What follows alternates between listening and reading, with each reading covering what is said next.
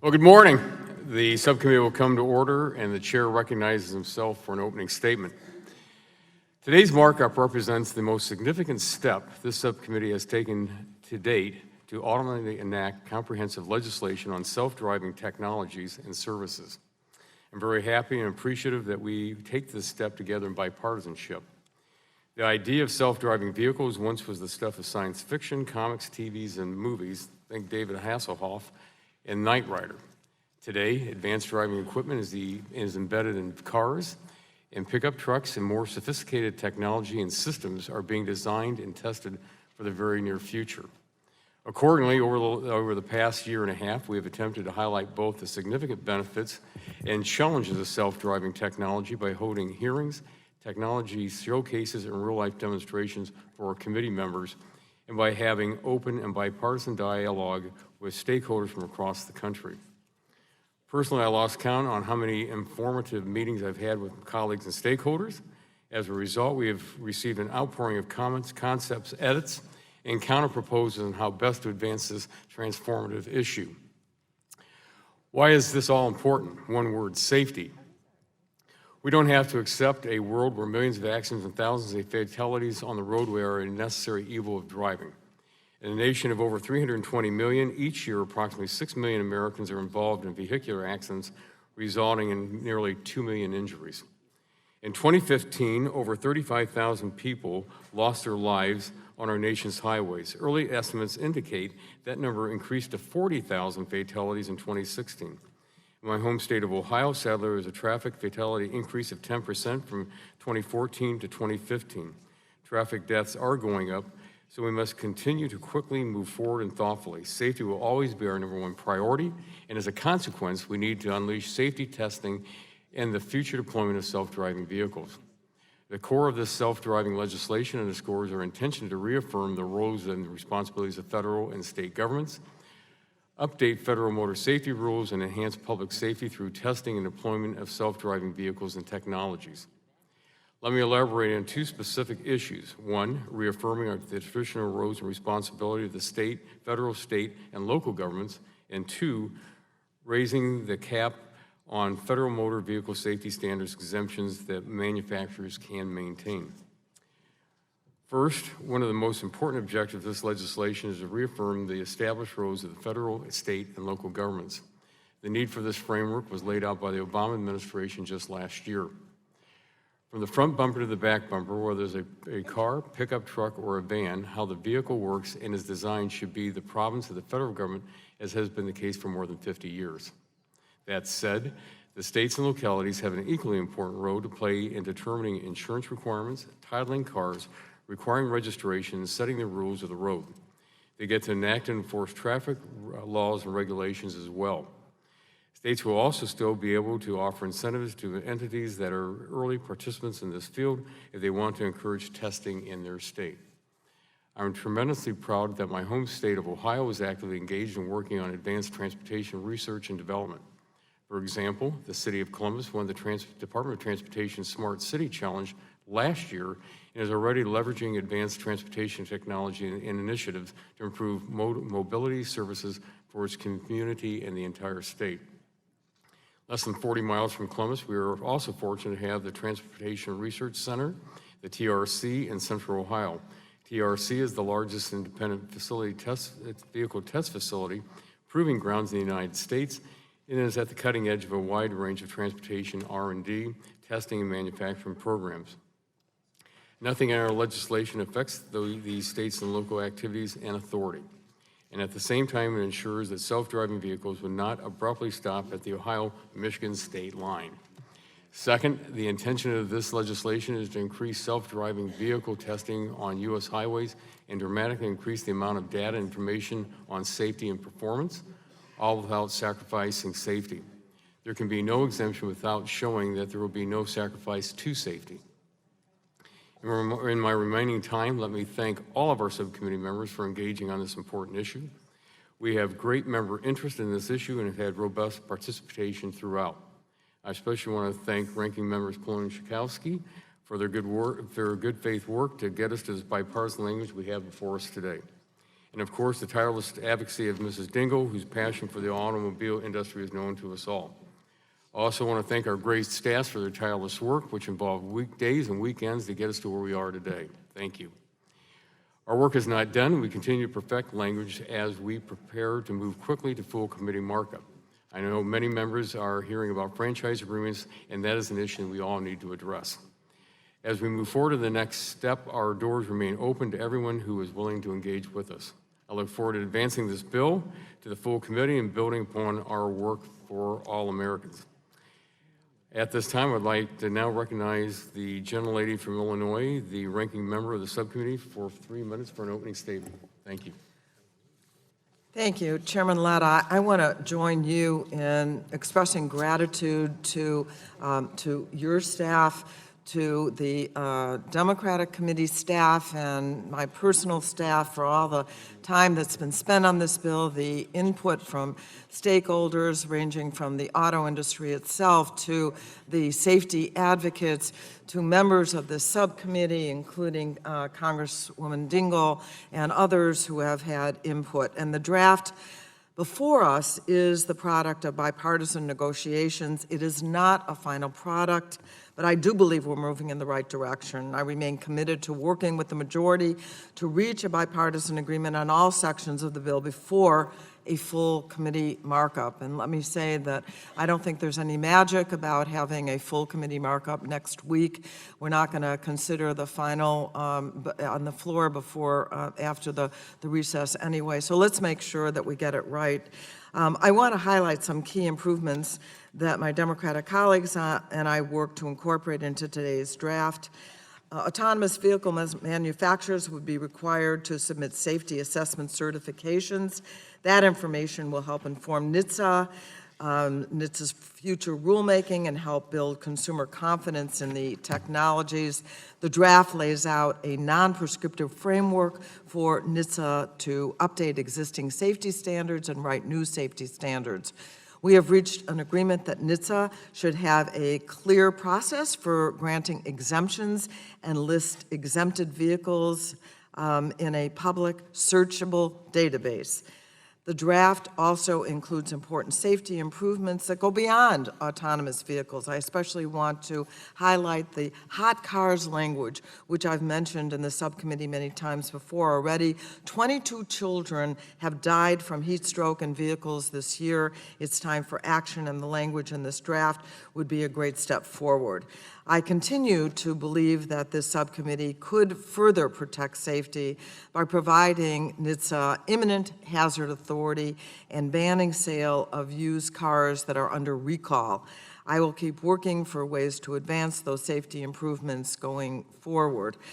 State preemption and exemptions remain major issues to resolve, and I cannot endorse this legislation until we have a bipartisan agreement on that language. Right now, in the draft, it's in brackets indicating an agreement that we will continue to work on this, on the language, both on preemption and exemptions. States, as the chairman said, do have a vital role in protecting safety through licensing, traffic rules, liability, and other state laws. We need to preserve that role. In a similar vein, exemption should not be a replacement for permanent safety standards. We will continue to work with safety advocates and industry stakeholders to find common ground. We have made great progress already. In the days and weeks ahead, I have confidence that we can come together on a bill that all members of this committee can support. Clearly, all of us agree that the United States ought to be the leader in innovation, that this is an important role for us to play, that we've made progress already. We don't want to stand in the way of that. At the same time, we want to make sure that all of the consumer rights and safety considerations are part of the legislation, and I think we are on our way to achieving that goal. And with that, I yield back.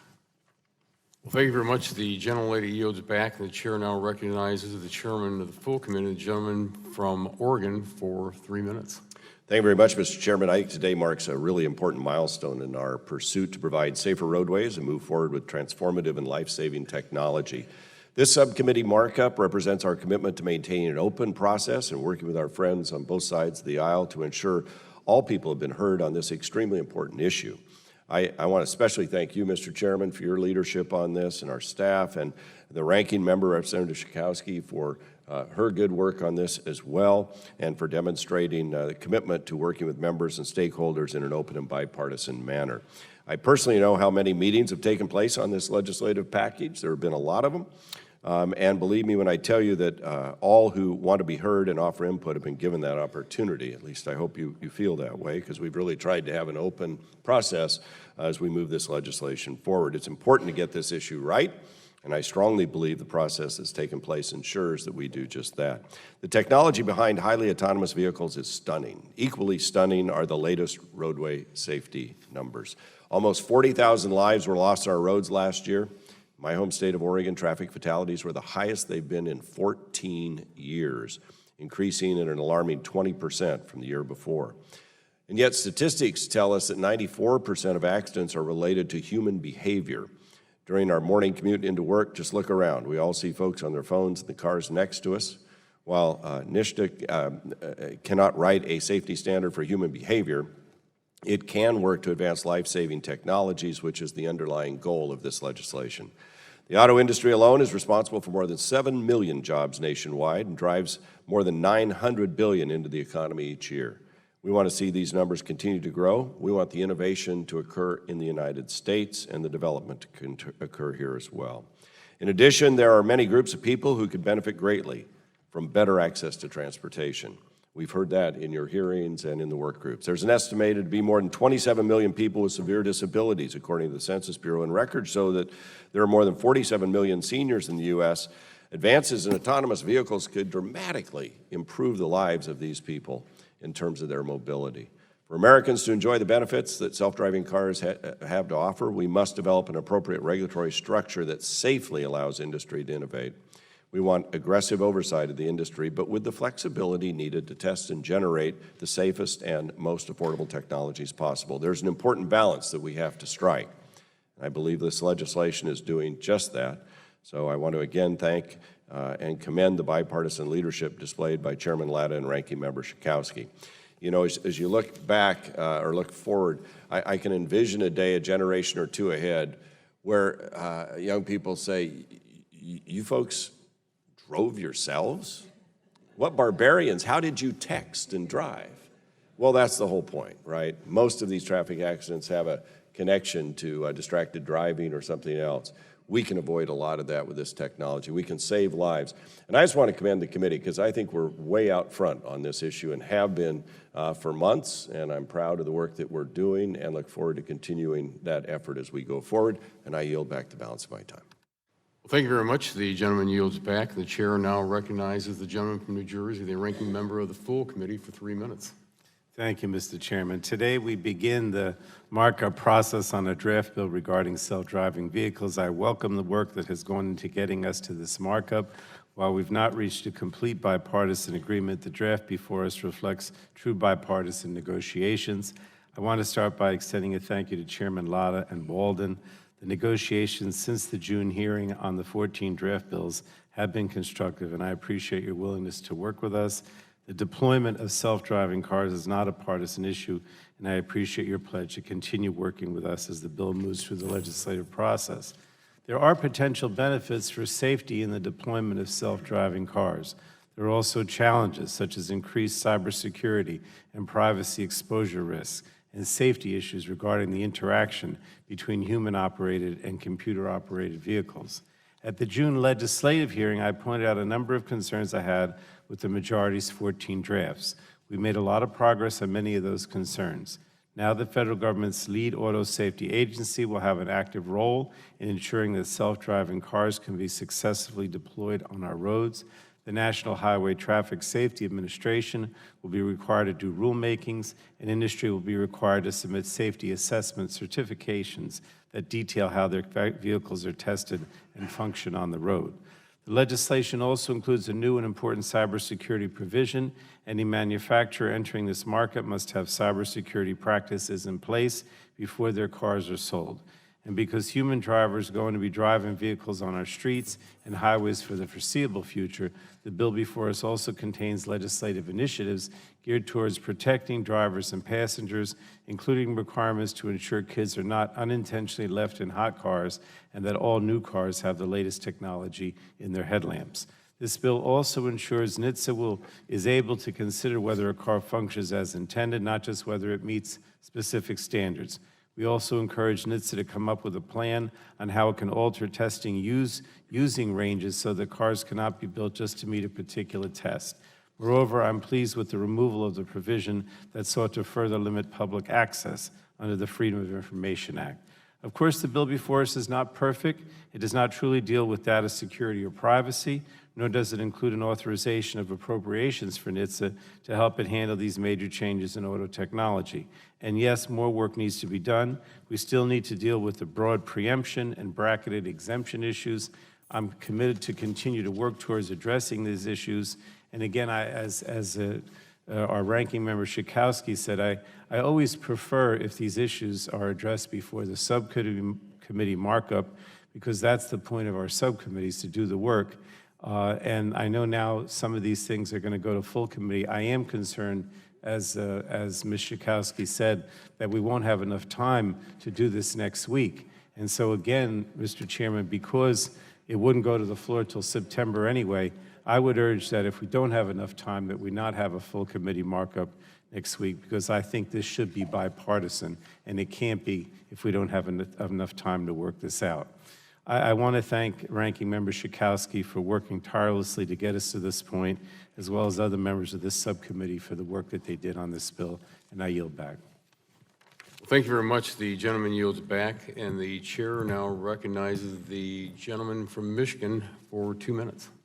Well, thank you. So we can forget about the Jetsons. The future of the automobile is here, and the automotive industry is completely revolutionizing how we are going to get around for decades to come. Michigan is leading the way in developing, testing, and deploying the cars and trucks of the future, that is for sure. And as the birthplace of the automotive industry, Michigan is a well-known home to innovative suppliers and manufacturers that make our cars and trucks safer, more efficient, and certainly more affordable. It is also a nexus of engineering and research talent, which makes it perfect for the development of the next phase of vehicular mobility, autonomous vehicles. These technologies also have the potential to stop accidents before they happen. According to NHTSA, more than 35,000 Americans died in traffic accidents last year, 7% increase in fatalities on our roadways from the previous year. And NHTSA has also found that 94% of fatalities in our roadways are tied to human error. Connected and automated vehicle technologies have tremendous potential to cut congestion, create good-paying jobs, strengthen our economy, increase consumer access, save thousands of lives. So I look forward to making this bipartisan legislation bill move forward today on a variety of issues associated with the safety improvements and revolutionary changes self-driving vehicles are bringing to our society and here to stay. And I yield back. Thank you very much. The gentleman yields back, and the chair reminds members that pursuant to committee rules, all members, opening statements will be made part of the record. Are there further opening statements? Gentlelady from New York is recognized for 2 minutes. Thank you, Mr. Chairman, and I thank our ranking member Schakowsky for convening today's very important markup. In July of 1903, Ford Motor Company assembled its first vehicle in Detroit. 114 years later, the United States will once again transform mobility both here and abroad with this landmark highly autonomous vehicle testing and deployment legislation. I'm personally honored to be a member of this subcommittee as we work on legislation that has the potential to make a lasting impression on the 21st century mobility. I commend the bipartisan work of my colleagues, the committee leadership, and the American innovators that will work to make self-driving vehicles, their deployment and testing, a uniquely American triumph. Upwards of 300,000 Brooklynites commute to Manhattan and back to Brooklyn each day. With that said, I represent New York's 9th District, and therefore millions of Americans that would greatly benefit from smarter, faster, safer, and more fuel-efficient travel. While the intent is for states to retain their historic jurisdiction to regulate registration, licensing, liability, insurance, safety inspections, and traffic laws, under this legislation, the bill prohibits the states and localities from imposing an unreasonable restriction on the design, construction, mechanical systems, hardware and software systems, or communication systems of highly autonomous vehicles. Because the proposed legislation does not define what actions amount to an unreasonable restriction, I'm particularly concerned that this provision may broadly prohibit states and cities from issuing laws or regulations, including those traffic laws or registration requirements that are supposed to be preserved, which have any resulting impact on the design, construction, mechanical systems, hardware and software systems, or communication systems for HAVs. As we move to full committee, Mr. Chairman, may I have your assurances that we will continue to negotiate to address these issues and further define unreasonable restriction? As the gentlelady from the ranking member from Illinois mentioned, that we're also going to have a colloquy, but I think it's important that as we move forward that we look at all the issues, and our committee staffs are working together, and we'll keep working with everyone. Awesome. Finally, I'm pleased that this legislation requires companies to develop a more comprehensive cybersecurity plan which can mitigate, correct, intersect, and identify imminent threats. Fostering consumer confidence will include ensuring an established system built to protect sensitive information in our information age. Thank you very much, and I yield back. The gentlelady yields back, and the chair now recognizes the gentleman from West Virginia for 2 minutes. Thank you, Mr. Chairman. Mr. Chairman, as we move through this highly automated vehicle legislation through the committee process, I'm looking forward to working with you. You know I have my reservations, but I believe there's a way that we can resolve a lot of this. But one of those concerns I've had has been about working out an agreement between the stakeholders, but at the same time preserving the state vehicle laws, franchise laws. Because franchise and licensing laws have historically been addressed at the state level. And we need to ensure that the historical relationship is not inadvertently impacted by this legislation. So in those coming days, I'm hopeful we can finalize some kind of agreement that not only preserves and takes care of the stakeholders and the objectives that this committee is trying to achieve, but also takes care of the franchisees and the historical relationship. I yield back the balance of my time. Well, thank you very much. The gentleman yields back. Are there additional? The gentleman from New Mexico is recognized for 2 minutes. Mr. Chairman, thank you very much, and thank you and our ranking member, Schakowsky, Mr. Chairman, for the work that you've done, the work of both the majority and minority staffs in having these conversations and getting us to where we are today. I know the subcommittee has done a lot of important work in this space and in the space of Internet of Things. As we've seen, increasingly in recent years, the proliferation of Internet of Things has created new opportunities, but also the attention that we now must be placing on cybersecurity in our personal lives. Cybersecurity can't take a back seat. Consumer data and privacy issues can't take a back seat.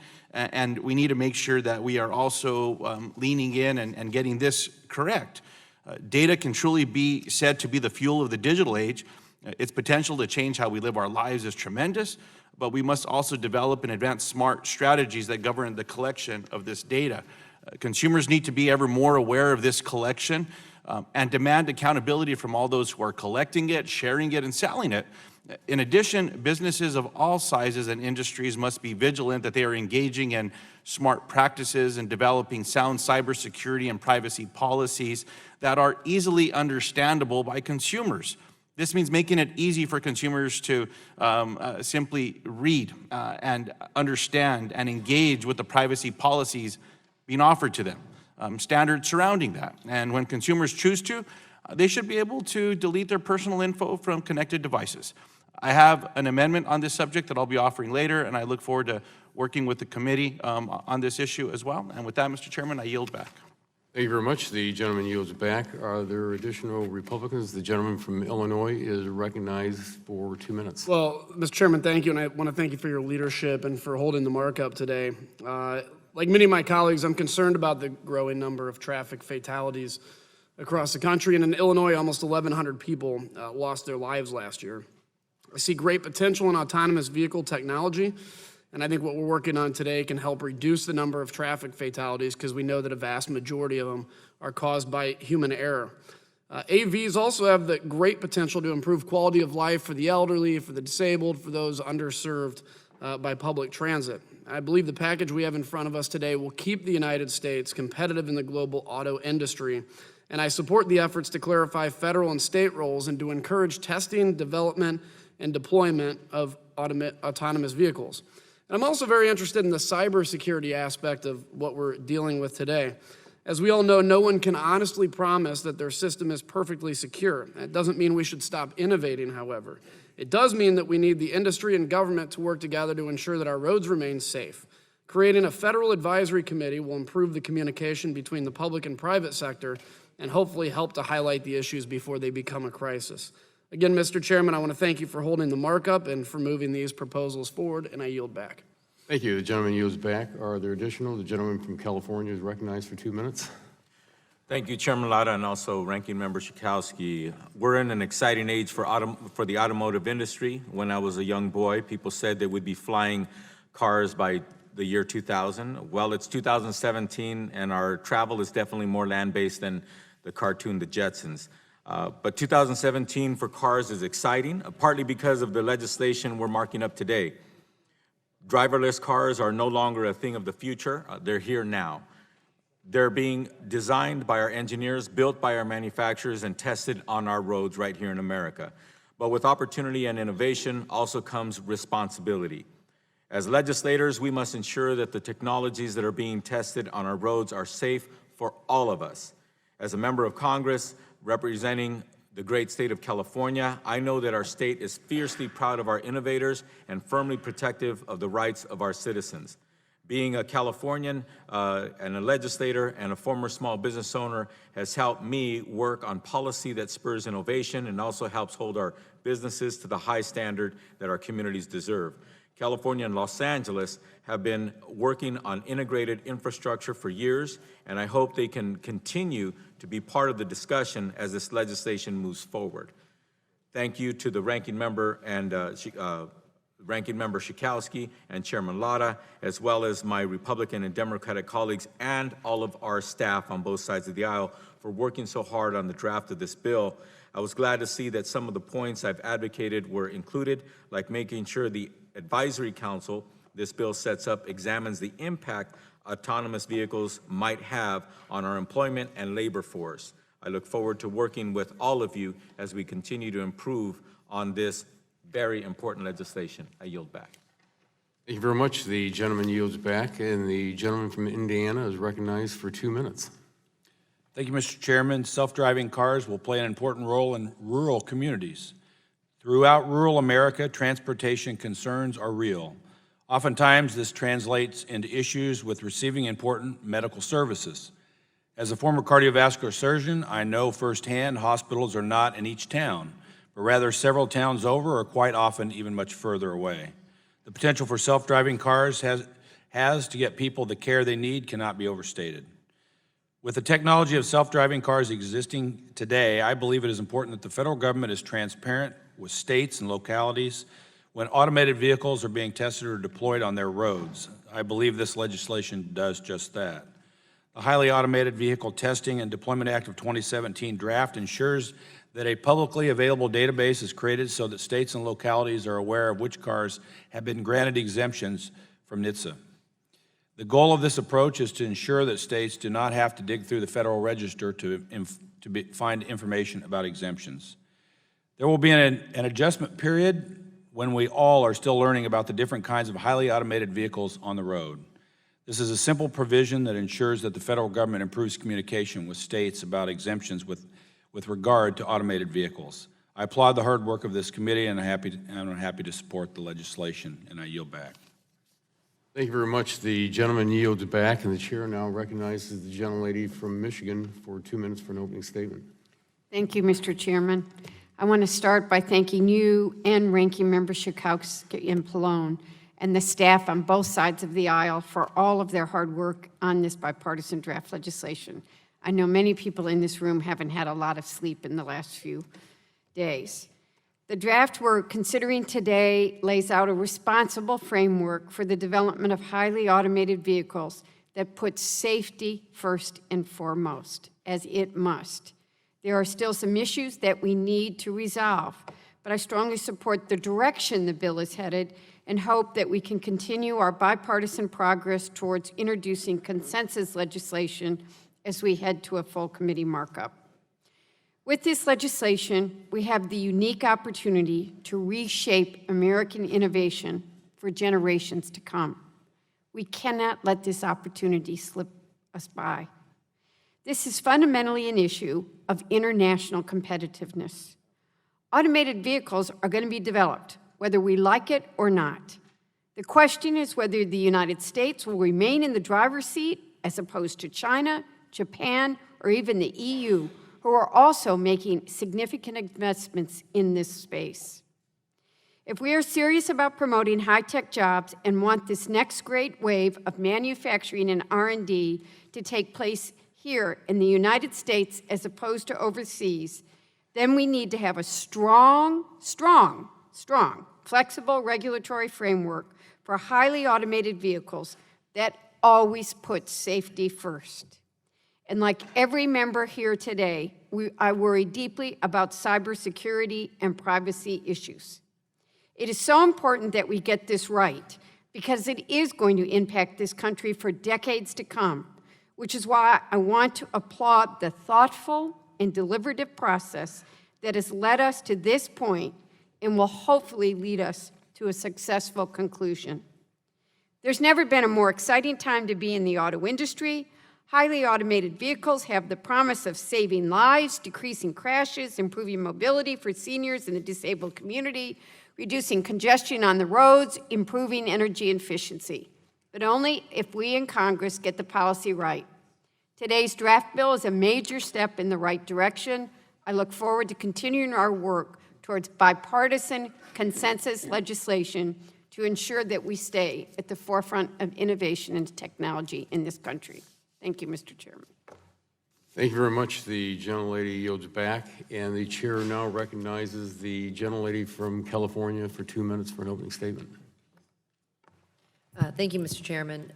We have often discussed the vast amount of lives lost on U.S. highways, perhaps 40,000 in 2016. Sadly, traffic fatalities are increasing in California, with the state suffering a 2% increase in 2016. When you consider that estimates predict self-driving vehicles can save 300,000 lives per decade, we can understand why this legislation is so incredibly important. That importance is magnified when we account for other societal benefits like reducing congestion and commuting times in busy Southern California. I especially want to highlight the expanded testing provisions in this legislation. As we know, California is home to numerous tech and ride-hailing companies. These companies have already developed many innovations that have significantly improved our daily lives. By ensuring that these companies can conduct testing, this bill sets the table for that creative development to be applied to self-driving vehicle development. The information gathered from this testing and the enhanced industry competition will ultimately play a key role in furthering the development of this important technology and public safety. Thank you, and I yield back. Thank you very much. The gentlelady yields back, and the gentlelady from California is recognized for 2 minutes. Thank you very much, Mr. Chairman. Let me just say I'm pleased with the direction of the legislation we are considering today. And while there are a number of unresolved issues, specifically the preemption and exemptions provisions, the bill is an improvement over the legislative hearing drafts. As I said at that hearing, I want to find a path to safely and expeditiously test and deploy autonomous vehicles. We all recognize the life-saving potential of AVs, but we need rules of the road so that consumers can trust this new technology. That's why in 2012, the state of California passed a law to create a pathway for testing AVs and has been one of the most active states in rolling them out. Since then, NHTSA has turned its attention to AV testing and deployment and proposed a framework for federal and state AV regulation. My goal is for our legislation to keep both states and NHTSA engaged in the autonomous vehicle deployment process in order to maximize safety and build consumer confidence in the technology. In order to do this, I support clarifying state and federal regulatory roles and allowing states to continue to protect the safety of their residents. I work closely with the state of California on this issue, and I'm concerned about the proposed language, but I appreciate that we all recognize that this provision is a work in progress, and I remain committed to working with the chairman and ranking member to find a solution before the AV bill goes to full committee. I also appreciate the inclusion of provisions that would create a level playing field in order to open testing to manufacturers that are not traditional automakers. AV technology is sparking innovation across the country, and I support allowing innovators from all industries to test their systems in a responsible manner. This competition will ultimately benefit consumers and safety. We made significant progress in a very short period of time, and I am gratified that the committee is now working together on a bipartisan basis to allow our constituents to see the benefits of AVs in the future. And I do look forward to continuing to work with the chairman and ranking member on the outstanding issues on the bill we are considering today. And I hope that there will be a final draft before the full committee that we can all support. Thank you, and I yield back. Thank you. The gentlelady yields back, and the chair now recognizes for 2 minutes the gentleman from Mississippi, the vice chairman of the subcommittee. Thank you, Mr. Chairman, and thank you for calling today's markup to continue the subcommittee's work on self-driving cars. In addition to the safety benefits, this technology is of particular interest to me because of the opportunities that self-driving vehicles will provide to Americans with disabilities, including those with intellectual disabilities.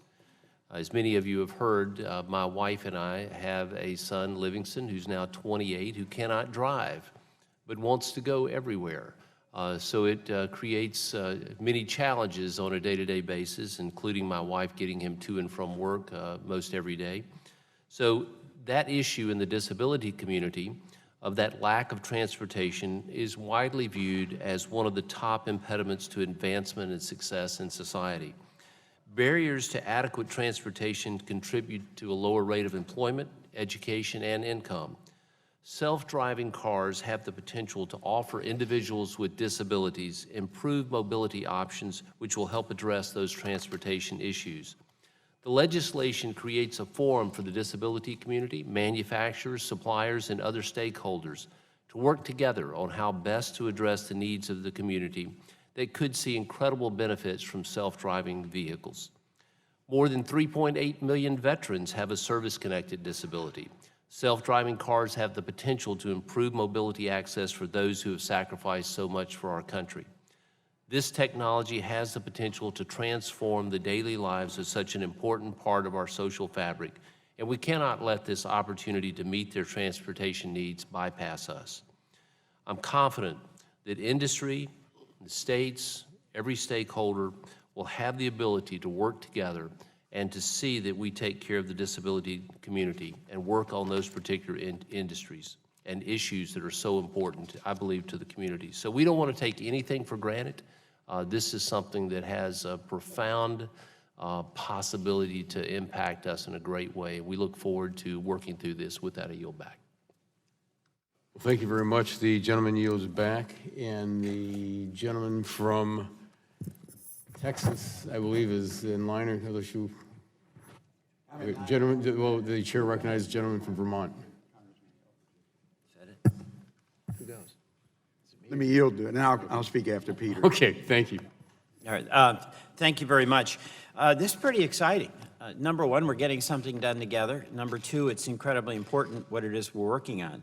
And there's really 4 issues. One, the AVs are coming, and it's a question of whether we're going to be on the front edge or lagging behind, and this legislation is going to give us a boost. Second, safety has to be a primary concern. First and foremost, to protect lives of people who may be endangered, but secondly, because any big safety accident would be a decades-long blow to the confidence that's required in order to move ahead. Third, as many of my colleagues have said, we've got to have security and we've got to have privacy. And those are big and challenging issues in this space and other spaces. But fourth, there is an issue with the local dealers that others have mentioned. One of the big challenges of technology and globalization is how it's undercutting the strength of our local economies. And we want to do everything we can to promote localization of economies, even as we unleash innovation that has global implications. And our local auto dealers, Mr. Chairman, are really critical elements in a local economy. They do an awful lot. They provide a lot of jobs. They provide a lot of support to that local economy. So there is an issue that I hope we can clarify. It's the concern of the preemption language. As it reads now, the language would preempt any state law relating to the design, construction, mechanical systems, hardware and software systems, or communication systems of highly autonomous vehicles. And there is a concern that the National Auto Dealers Association has, and I share, that this may preempt state franchise laws which allow dealers authority to sell new and used vehicles. So that's an issue that I hope we can work out, and I'm confident we can between now and the final markup. And I yield back. Thank you, Mr. Chairman. I appreciate that, and I thank the gentleman for yielding back, and the chair now recognizes the gentleman from Oklahoma for 2 minutes for an opening statement. Thank you, Mr. Chairman. And just by the sheer number of opening statements, we can tell that this committee is working together on something that's vitally important to the committee. Thank you again for your leadership on leading this. And I would just want to express some interest on why this is important to everybody, because my state's not unique to anybody else. But in 2015, there were 643 car crash related fatalities in my home state in Oklahoma. From 14 to 15, these deaths increased by 4%. Traffic safety is something that impacts every state, and this legislation is much needed and is a step forward in protecting people on the roads. Literally, just the other night, I got woke up at midnight, and one of my state reps had called me, and he was on his way to the hospital because his sister was in a serious accident. So everybody can tell a story, but this is more than just technology. It's about safety. So once again, I want to thank the committee staff, yourself, your leadership in this, and we're moving in the right direction. And I think we're moving in the right direction by giving the flexibilities to the automakers, to the investors by doing so. So thank you again for your leadership in this, and I look forward to working with the committee. Thank you very much. The gentleman yields back, and the chair recognizes the gentleman from Massachusetts. Thank you, Mr. Chairman. I will be brief. I want to echo the sentiments from my colleagues on both sides of the aisle and congratulate the chairman and ranking member for getting us here today. Important step forward. Great to see the committee coming together and working comprehensively on an important package that I think when it does come to the floor, I hope does strike that, make that investment in innovation and an important statement about innovation and our ability to continue to put American ingenuity at the forefront around the world, and echoing many of my colleagues from across the aisle, ensuring the safety not just of passengers in vehicles, but civilians as well, and pedestrians as well. I applaud everybody for going through this process and working out a number of issues to get us to, I think, a place that has broad-based support today. I would echo Mr. Welch's comments and highlight the fact that there are 2 thorny issues still left around preemption and exemptions. I am confident that we will get there. I hope that we will be able to continue to move forward in a way that keeps everybody at this table collectively to ensure that the final product here, when it does come for our final markup and then onto the House floor, that it does come with a broad statement of bipartisan support, because I do think that's important going forward. Again, I want to commend committee and committee staff for getting us to where we are today. Urge everybody to continue to work on some of those details that I think are some of the big sticking points, but I'm certain we can get there. And with that, Mr. Green, if you want the rest of my time, or if you want the full 2 minutes, I'll yield back. I better get my 2 minutes. I yield back. Gentleman yields back. Thank you very much. Are there any other Republicans wishing to offer an opening statement? Hearing none, the gentleman from Texas is recognized for 2 minutes. Thank you, Mr. Chair. I don't mind batting cleanup. I want to thank the chair and the ranking member because I think this is our Energy and Commerce Committee, and the subcommittee is at best, holding hearings, diligent hearings over a number of months, and coming up with a plan now that that could come out of our subcommittee by voice vote. There's still some issues going on. We have the opportunity with this bill to limit the carnage on our highways. We worry about how health care and lots of other things in our committee, but if you look at the number of deaths and injuries on our highways, that's probably the biggest issue in our country. So we have the opportunity to do it, but I don't think speed makes it successful. And that's what my concern when I heard that we may have a markup next week. I think we may end up, we need some more time for folks to look at it. And I think coming back in September and having a markup in the full committee may give us time to digest it and hear from a lot of other folks.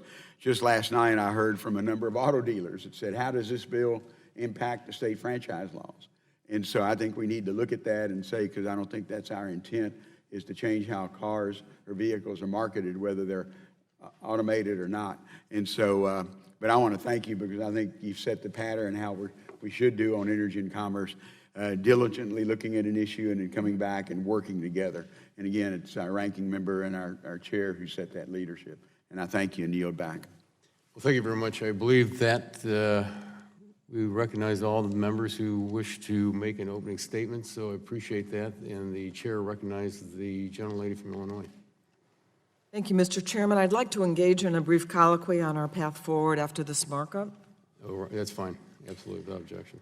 The committee draft before us has brackets around preemption sections and part of the exemption section, signaling that we have not yet reached a bipartisan agreement. We have resolved many issues over the last week, and I believe it's worth continuing our negotiations. I'm certainly willing to work in good faith in the coming days in hopes of figuring out compromise language. If I have a similar commitment from you, I will recommend advancing this bill out of the subcommittee by a voice vote today. I yield to you. Well, thank you very much. I appreciate the gentlelady for yielding. And first, I want to thank you very much and your staff and the ranking member of the full committee for all of your hard work and diligence into getting where we are today. As we've heard from all of our members here today, this is a very, very important issue, and it's advancing safety, and that's our number one issue here, is safety, and moving it forward. And I look forward to continuing to work with you to get this done correctly. And I know we've all heard from our dealers back home starting last week, and also, unfortunately, it falls on our staffs to help us along that way. But I look forward to working with you on that. Thank you. Last week, Ranking Member Pallone and I suggested including an authorization of appropriations for the National Highway Transportation Safety Administration at $354 million. That suggestion has not been incorporated into the current draft. We have heard from industry and safety advocates alike that NHTSA today does not have the staff or resources it needs to study AVs, write the standards, and provide proper oversight. Will you work with us to make sure NHTSA has the resources it needs to actually implement this legislation? As before, I'm very happy to work with you as we go forward on these issues. Okay, let me ask, there's another provision that Ranking Member Pallone and I suggested which should not make it into this draft, and that's prohibiting sale of used cars under recall. This is one of the best changes we could make to improve auto safety right now. Several automakers have already started to require repair of recalls before a used car is sold. Unfortunately, dangerous used cars are still being sold. Even our own government has auctioned used cars under recall through the General Services Administration. I understand that the majority does not want to address used cars under recall in this legislation. Would the chairman commit to work with us on future opportunities in this Congress to reduce the number of used cars under recall being sold? I yield to you. Well, thank you very much, the gentlelady, for yielding. And again, as we all know, my door is always open and always happy to sit down with you and discuss these issues. Absolutely. And on the question of timing, we've made good progress on the negotiations so far. However, the issues we still have to work out are important and complex. I want to get there, but I know it may take time, and I'm confident that we can get there. I'm not confident that we can get there in a week. We should not move to full committee markup if text is still in brackets. And I hope the majority will give us the time to do this right. Can we discuss the timing? If it generally yields, the one thing I always kind of worry about this place, if we don't kind of put a time on ourselves to keep things moving, we want to make sure this is done right and get the right language. And as has been discussed from different members on the majority and the minority side, especially when it comes to the auto dealer language, we want to make sure we have that done, especially on the franchise side. So I'd really like to keep to the time frame we have right now. But again, we need to talk with each other, and hopefully we can get this language worked out, because I think it's important that we again keep the time limits on ourselves to keep things moving. Let me just say my goal also is to move this along, but we know that even if we have a full committee markup next week, that it is not going to get voted on until after the recess. So I hope that as we move as quickly as possible, that we do due diligence, and I look forward to at least having a conversation about that. Thank you. Thank you very much. And I yield back. I appreciate that. Thank you very much. The gentlelady yields back. The chair now calls up the discussion draft and asks the clerk to report. Committee print to amend Title 49 United States Code to provide the National Highway Traffic Safety Administration with authority over highly automated vehicles to provide safety measures for such vehicles and for other purposes. Without objection, the first reading of the bill is dispensed with, and the bill will be open to amendment at any point so ordered. The chair recognizes himself for the purpose of offering a bipartisan amendment in the nature of a substitute, which is at the desk, and the clerk will report the amendment. Amendment in the nature of a substitute to the committee print offered by Mr. Latta. Without objection, the reading of the amendment is dispensed with. And if I could just yield to myself just to talk about the amendment in the nature of a substitute. As part of our bipartisan process, the majority and minority worked up to the last minute to agree to as much bipartisan language as possible. Under our rules, that language had to be distributed by 10 p.m. Monday night. In reviewing that language, staff found some areas where they didn't feel the draft had accurately reflected the agreement or identified other tweaks of a technical nature. This amendment reflects those updates to reflect the agreement as accurately as possible. I am sure that there will be other language that will need perfecting as we move forward, and of course, we still have a couple outstanding areas that need to be discussed. And we will continue to work together in a bipartisan manner, and I am quite hopeful that as we move through this process, we'll resolve all remaining issues. Are there any bipartisan amendments to the amendment in the nature of a substitute? The chair recognizes the gentleman from West Virginia. Mr. Chairman, I have an amendment at the desk. The clerk will report the amendment. Amendment to the amendment in the nature of a substitute to the committee print offered by Mr. McKinley. Without objection, the reading of the amendment is dispensed with, and the gentleman from West Virginia is recognized for 5 minutes in support of his amendment. Mr. Chairman, the draft before us creates a federal advisory committee within the Traffic Safety Administration that tasks subcommittees to examine the impact of highly automated vehicles on certain issues. The amendment I'm offering with Mr. Welch from Vermont would direct the advisory committee to include examining the impact of highly automated vehicles in rural communities and areas of the United States that present geographic challenges. Rural communities obviously present different challenges from cities and suburbs. An individual from a town of 100 using an automated vehicle trying to get to a doctor's office is far different than it is from someone in a community of 1 million going 4 blocks to get to their doctor's office. Mr. Chairman, the overall issue that I heard time and time again during the opening remarks about safety. And all of us want to know if a highly automated vehicle is going to be safe enough to place our 6-year-old granddaughter as that vehicle travels in potentially challenging geographic areas. So as we proceed through this committee process, I'm looking forward to ensuring that these important topics like that are included in the Federal Advisory Committee's workplace. Mr. Chairman, I was intending to yield Mr. Welch's return, so yield to Mr. Welch if he'd like to add some comments to that. Well, I do, and thank you, Mr. McKinley. It is different in rural areas. There's different challenges.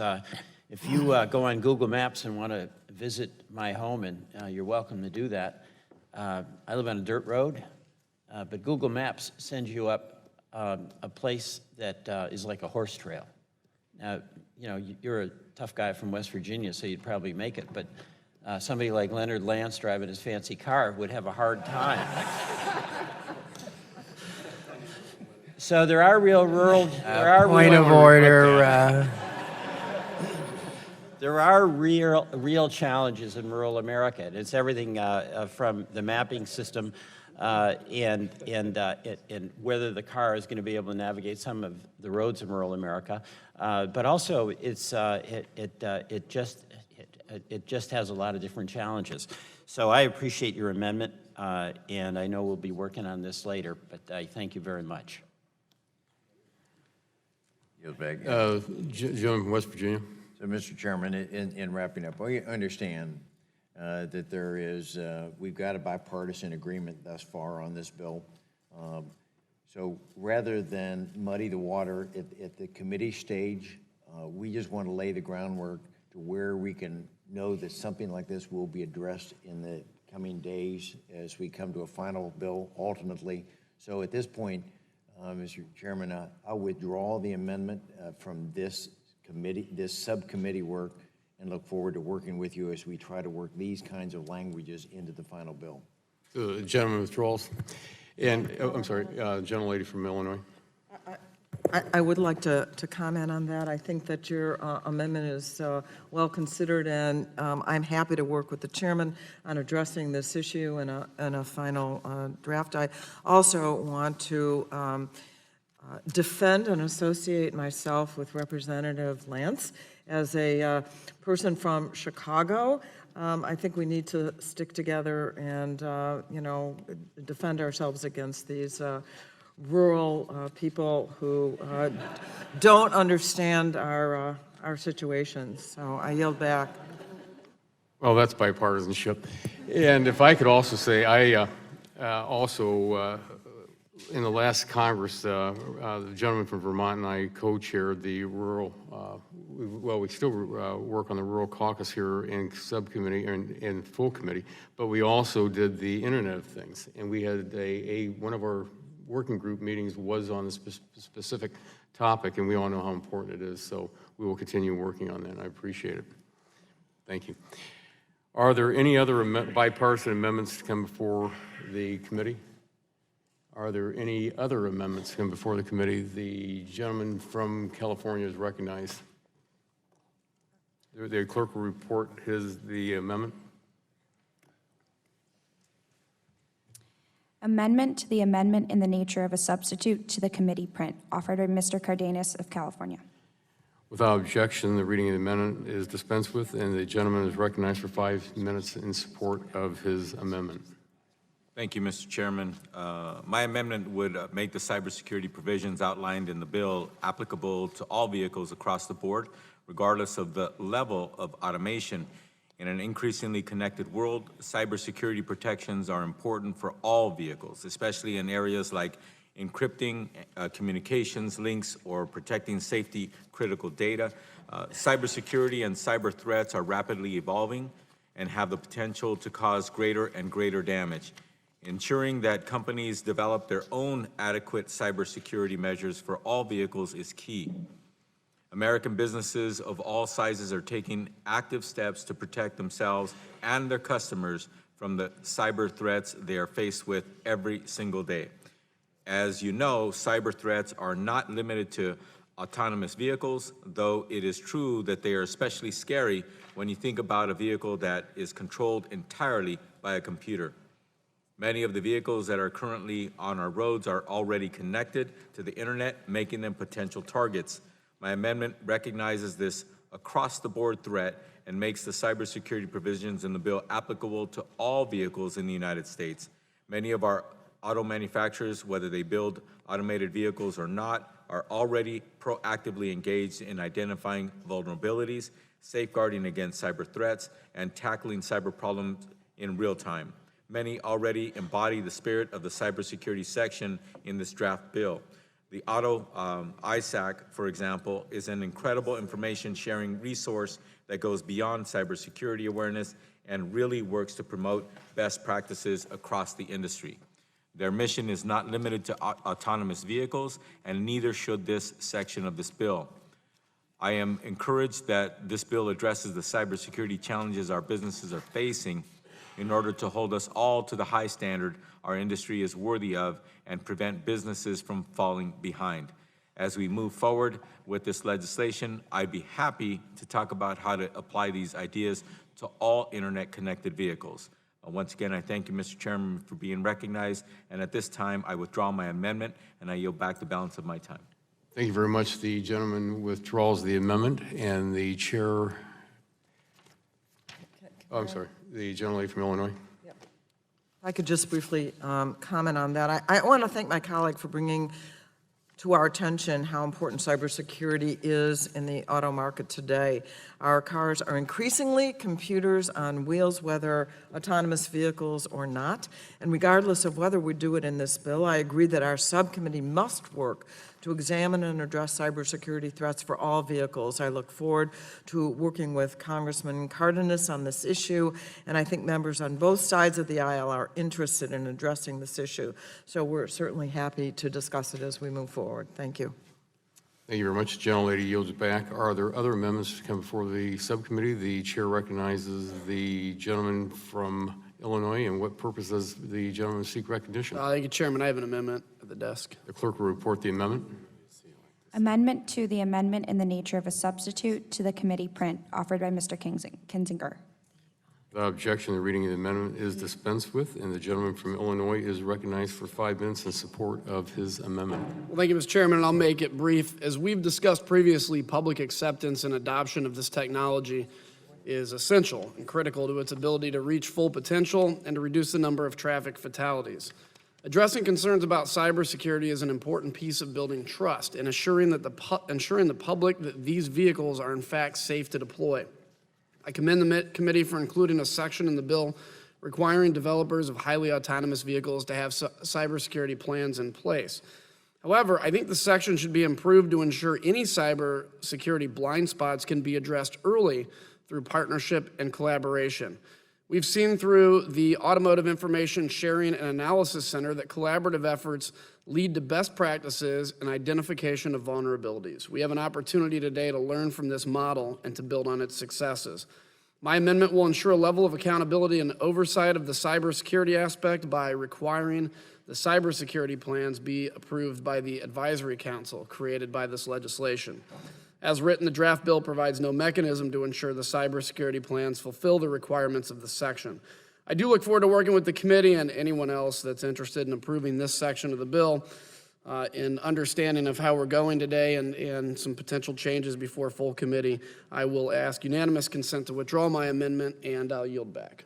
Without objection, the amendment is withdrawn. The chair now asks, are there any other amendments come for the subcommittee? The gentleman, does the gentleman seek recognition? Mr. Chairman, I have an amendment at the desk. The clerk will report the amendment. Amendment to the amendment in the nature of a substitute to the committee print, offered by Mr. Lujan. Without objection, the reading of the amendment is dispensed with, and the gentleman from New Mexico is recognized for 5 minutes to support his amendment. Thank you, Mr. Chairman. My amendment is pretty straightforward and minimally intrusive. It simply requires that the different industries that are developing and operating connected cars and autonomous vehicles have privacy plans in place for consumers. Many of the manufacturers and operators of autonomous vehicles are already being proactive on this issue, and I applaud their efforts. However, with the proliferation of connected vehicles becoming ever more complicated to consumers and the collection of data much greater, it's even more critical that we ensure that the connected car ecosystem is respecting consumers' privacy and giving them choices. When someone decides they want to sell a car, how easy is it for them to clear their personal data off that vehicle? How do the procedures for managing personal data change from car to car? When you plug your smartphone into the vehicle, is it collecting data proactively? Are you being presented the option opt-in or opt-out the moment you first see it? You know, I know that when everyone that is still on iTunes, there's a few of us that are older in our ears that still subscribe to many different technologies out there. How many of you are reading that full agreement before you just want to hear that next song get played?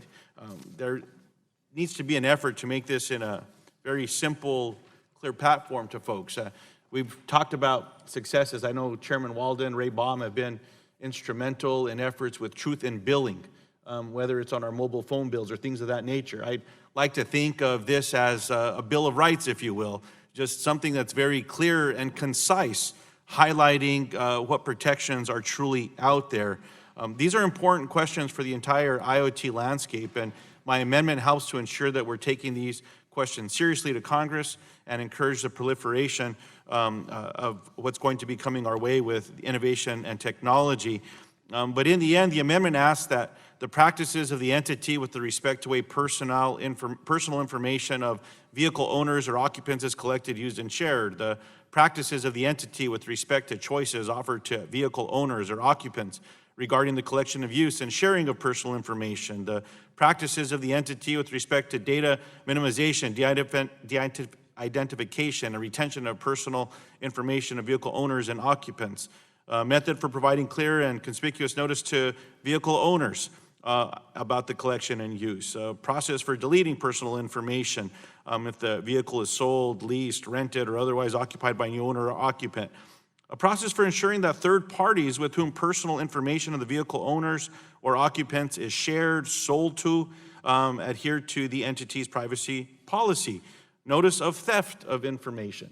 And so, Mr. Chairman, I'm hoping that there may be some commitment that we might be able to make with you and with the ranking member in this space. I also appreciate the language of Mr. Cardenas's amendment pertaining to all vehicles out there that have systems and computers as well. And, you know, this is something I understand and respect very much the work in a bipartisan way of the committee, and I'm hoping that there is a commitment that we can work together on this. And if so, you know, I'm open to withdrawing the amendment at this time and waiting until full committee for further conversation. Well, thank you very much. The gentleman withdraws his amendment. Are there any other? Mr. Chairman, I haven't withdrawn yet. I'm sorry. I'm hoping. Oh, I'm I'm sorry. hoping to get a commitment. Oh, okay. Mr. Well, no, Chairman, I'm sorry. Before I take the next step. No, I'm sorry. That, as I've said to the ranking member of the subcommittee, that, you know, the door is open so we can keep working on the language in the bill. I'll take that, Mr. Chairman. And to my ranking member, this rural boy from New Mexico appreciates being able to work with our big city friends as well and making sure that all of these aspects are included there. And with that, Mr. Chairman, I withdraw the amendment. Okay. The gentleman withdraws.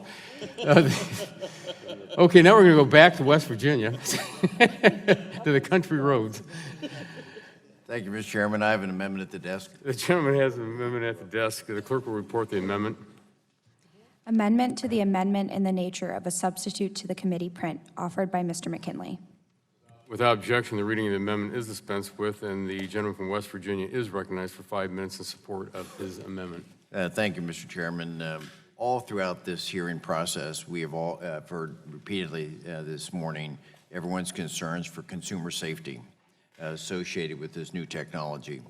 I've expressed time and time again at our hearings that I believe that the engineers and technicians will eventually work out the technical difficulties that could be developed or we could encounter. But I do believe, Mr. Chairman, that we need to add another level of safety in this process. There will be a tremendous profit motive, pressures, to be the first company to develop the autonomous vehicles and get them on the highway. And as I've raised this issue in the past, I believe, we need to have an independent process to verify, such as the IV&V, independent verification and validation of the software. Now, for those of you that, and we raised that during the hearings about that, and I saw a lot of blank faces, I would strongly encourage you, those of you that have your smartphones, is to get out and try to find out, learn about IV&V. Because what we're going to find out is that this process is a risk management tool that's used throughout government, and it's used in the private sector as well, to give us some increased comfort that the software that's been developed works. It works under all conditions. Now, we know from history that we've had when we've tried to rush things, mistakes happen.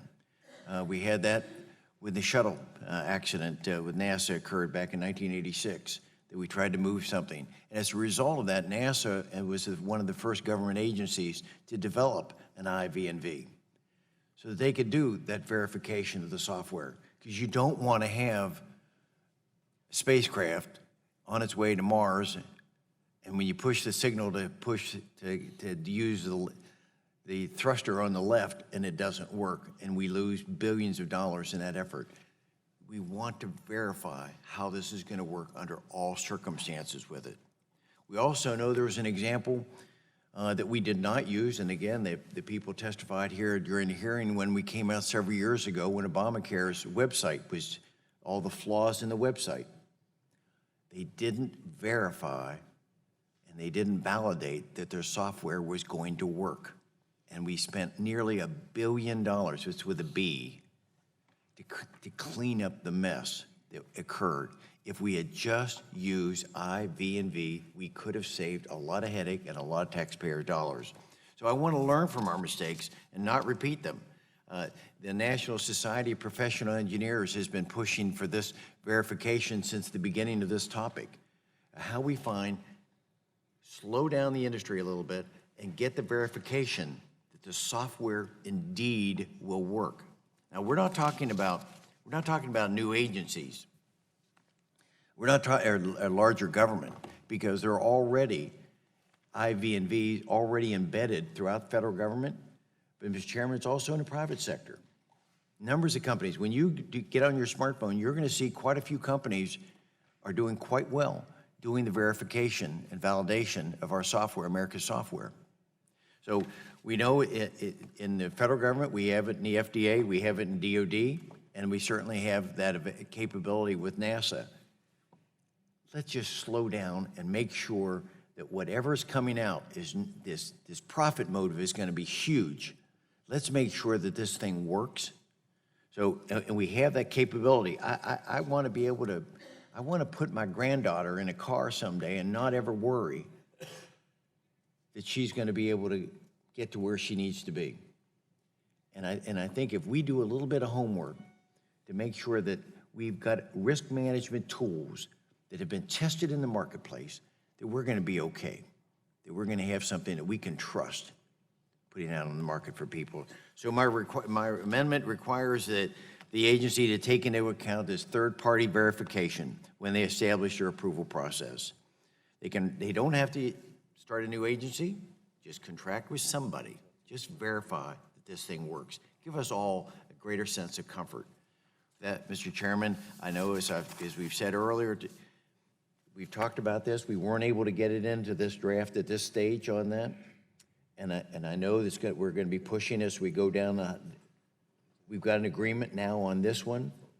I'm willing to withdraw that as long as I can hear from you that this concept of IV&V, verification of risk management, control over our software, can be considered as we develop this bill into the future.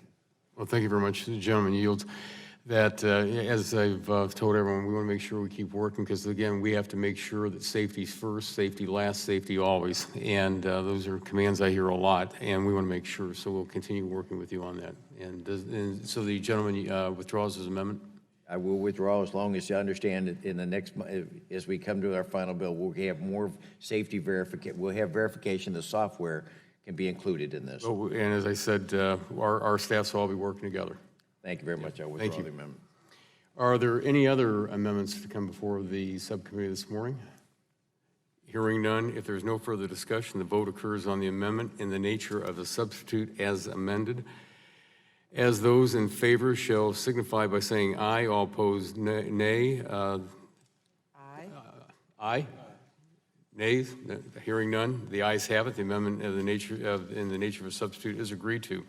The question now occurs on forwarding the discussion draft to the full committee as amended. All those in favor say aye. Aye. Those opposed, nay. The ayes have it, and the bill is agreed to. Without objection, staff is authorized to make technical and conforming changes to the legislation approved by the subcommittee today. So ordered, without objection, the subcommittee stands adjourned.